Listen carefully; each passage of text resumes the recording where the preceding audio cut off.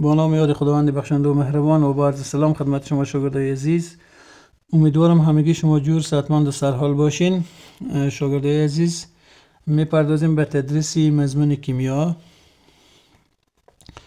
اساسات علم کیمیا، مربوط صنف هفتم.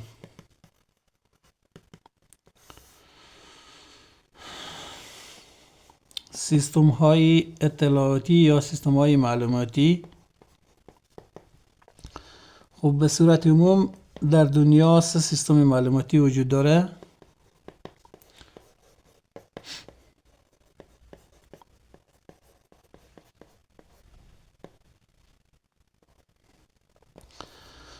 اول که هست سیستم آگاهی دهی دینی، دوم سیستم آگاهی دهی فلسفیه و سوم سیستم آگاهی دهی علمی که به نام ساینس مشهوره. خب در سیستم آگاهی دهی دینی که هست، معلومات به وسیله پیامبران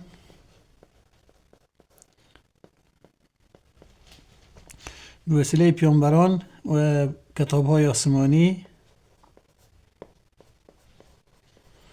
معلومات به ما رسیده و ما این معلومات قبول کرده. این سیستم به نام سیستم آگاهی دینی یاد میشه برای ما. همچنان سیستم آگاهی دهی فلسفی که هسته، این به وسیله فیلسوف ها به ما معلومات رسیده، یعنی معلومات ما توسط فیلسوف ها به دست آوردیم و اونا ما راهنمایی کردن که ما چگونه از اینا استفاده کنیم. اما سیستم آگاهی دهی علمی که هست توسط تجارب به میان آمده، توسط تجارب علمی به دست آمده و چیزایی که انسان ها تجربه کردن ما از اونها استفاده میکنیم و از این سیستم آگاهی دهی علمی ما به حیث ساینس گفته استفاده میکنیم. خب کلمه فیلسوف هم که هست، فیلسوف به معنی دوستداری حکمت و دانش معنا داره. کلمه فیلسوف به همین معنیه و به اساس استدلال های عقلی، یعنی همین فیلسوف ها به اساس دلیل ها و استدلال های عقلی یک تعداد معلوماتی رو جمع آوری کردن و برای ما انتقال دادن که ما اونا رو میتونیم درست استفاده کنیم و همین سیستم آگاهی دهی به نام سیستم آگاهی دهی فلسفی یاد میشه. اما بعضی چیزها به اساس تجارب به میان آمده که معلوماتی که به وسیله تجارب علمی به دست آمده، ما اینا رو معلوماتی سیستم آگاهی دهی ساینسی یا علمی میگیم. خب ساینس چی است؟ ساینس کلمه ساینس در لغت به معنی دانشه، در لغت به معنی دانش می باشد و اگر در اصطلاح ما بخوایم تعریف کنیم، در اصطلاح ساینس علمی است که به اساس تجربه استوار باشد. یعنی به علم ما ساینس گفته میتوانیم که به اساس تجربه استوار باشه، یعنی تجربه پذیر باشه، به اساس تجارب به میان آمده باشه. ساینس به صورت عموم به 2 بخش تقسیم شده.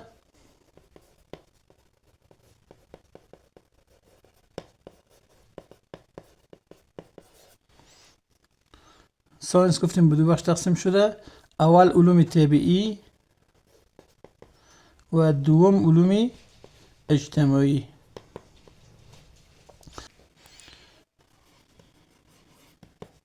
ساینس گفتیم شامل علوم طبیعیه و علوم اجتماعیه. علوم طبیعی باز به 2 بخش تقسیم شده.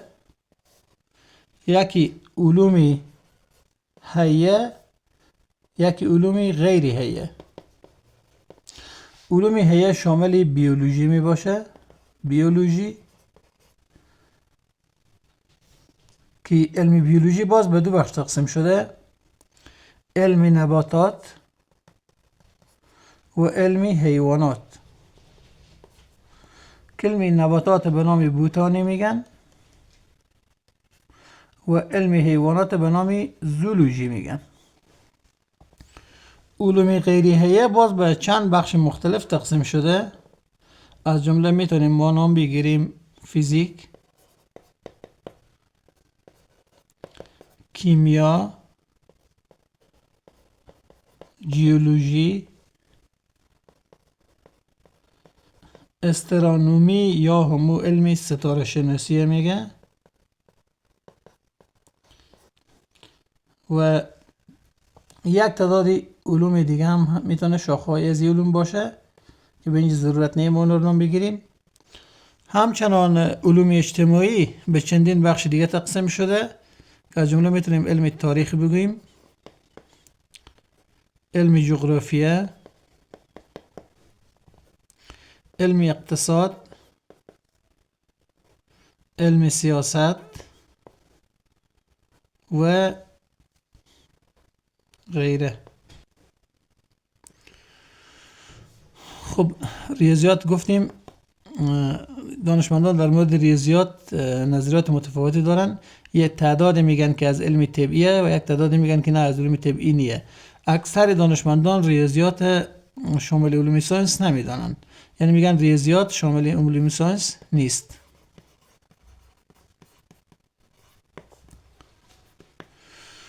و اکثرا میگن ریاضیات که هسته، ریاضی میگن وجود خارجی نداره،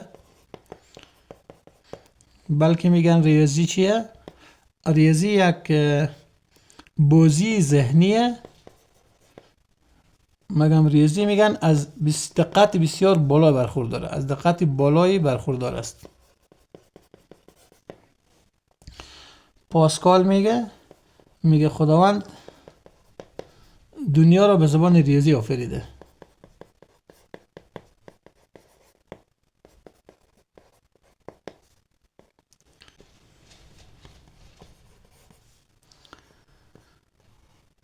خب ریاضیات به صورت عموم به دو بخش تقسیم شده: بخشی محاسباتی و بخشی ترسیمی. خب بخش محاسباتی ریاضیات شامل حسابه و شامل الجبره. بخش ترسیمی شامل هندسه و شامل علم مثلثاته. خب علم حساب به نام اریدماتیک میگن، الجبر به نام الجبرا میگن، هندسه رو به نام جیومتریک میگن و مثلثات به نام ترایگونومتری.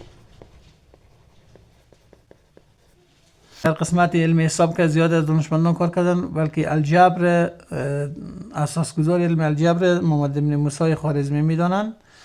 در بخش هندسه معلومات بیشتر مربوط به اقلیدس و دیکارت میشه و معلومات علم مثلثات را زیادتر در ابتدا دانشمندی به نام ایویلر جمع‌آوری کرد. ساینس به دو بخش تقسیم شده: یکی علوم طبیعی و یکی هم علوم اجتماعی. خب اول یک تعریف از علوم طبیعی بخوانیم. علوم طبیعی چیه؟ علوم طبیعی علومی است که تمام حوادث خلقت خداوند را مورد مطالعه قرار میدهد.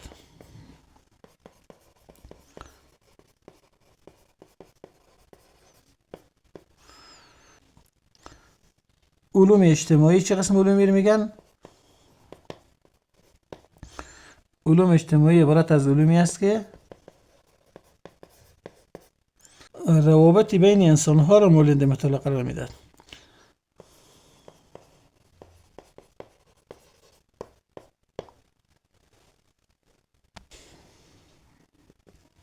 بعداً گفتیم که علوم طبیعی به دو بخش تقسیم شده: یکی علوم بیولوژیکی که علوم بیولوژیکی از موجودات زنده بحث میکند. مانند حیوانات و نباتات. همچنان علوم فیزیکی داشتیم ما. علوم فیزیکی. خب این علوم فیزیکی از چی بحث میکنه؟ علوم فیزیکی تمام موجوداتی غیر حیه را مطالعه میکند. شامل بخش‌های کیمیا، فیزیک، هواشناسی که به نام مترولوژی میگن، خاکشناسی که به نام جیولوژی مشهوره،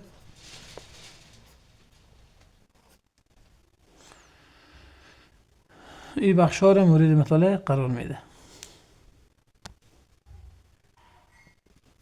چون هدف ما درس کیمیایی و یک معلومات کاملی از همه علوم کسب کردیم، میخوایم که بدونیم راجع به علم کیمیا. معادل کلمه کمیستری به معنی کیمیا. اول یک تعریف می داشته باشیم. کیمیا علمی است که از ساختمان و تعاملات ماده بحث می کند.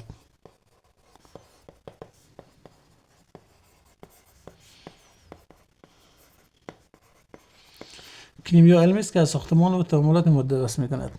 تعریفات مختلفی از کیمیا وجود داره. میگن کیمیا علمی است که از تغییرات و تبدلات کیفی ماده بحث می کند. یا میگن کیمیا علمی است که از تغییرات و تبدلات دائمی و اصلی مواد بحث میکنه. به معنی ازی که اصلیت مواد تغییر کرده، از اون مواد جدید به دست میآید. ارزش علم کیمیا در چیه؟ ارزش علم کیمیا در اینه که کیفیت تغییر میده.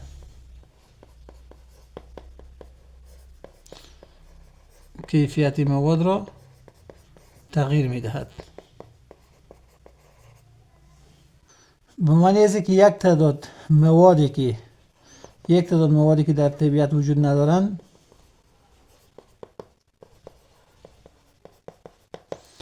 اینا را علم کیمیا به وجود میاره.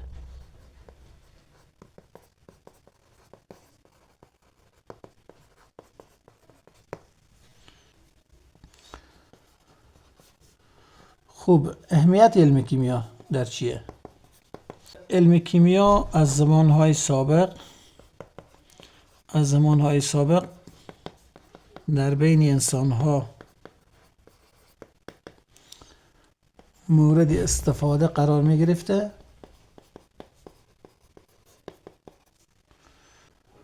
و هر چیزی که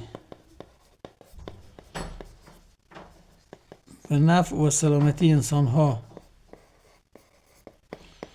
تمام شدی به نام کیمیا یاد می شد. حتی مواد خوراکی که برای بدن مفید باشند یا مفید می بودند،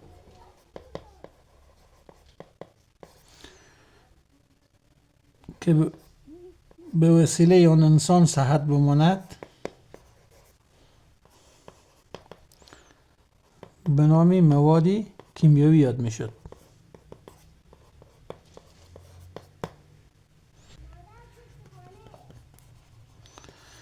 موارد استعمال علم کیمیا.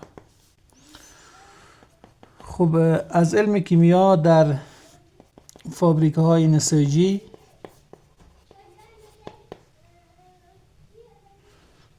در پلاستیک سازی،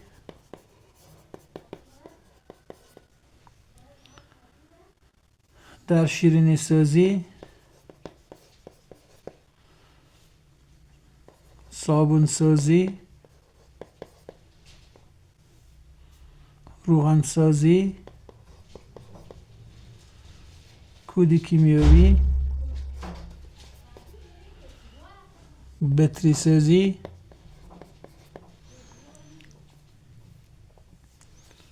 و غیره موارد به صورت وسیع استفاده می نمایند.